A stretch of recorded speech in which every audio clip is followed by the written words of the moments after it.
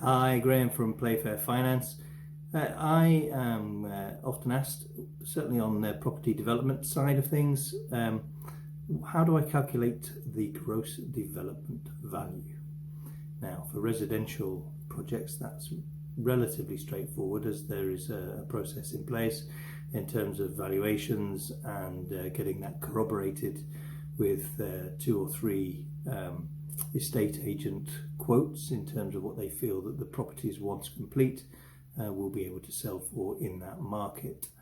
It gets a little bit more complicated when you're looking at commercial properties, because commercial properties can have the value altered really by the use that you want to put them to. So you can add a little bit more value by changing the use.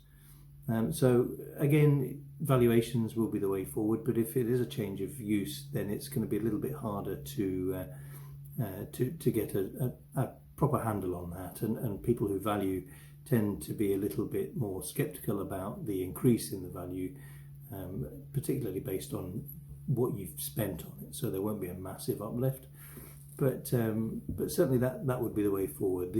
Obviously the third gross development value that you've got to look into potentially is if it's a mixed use site.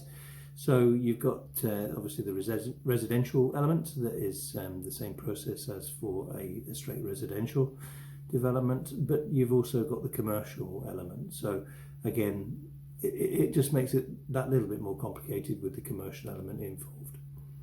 But certainly those processes will be the way to get a hold of your final GDV, which obviously will form part of the calculation as to the loan available to you. So I hope that's been helpful for you.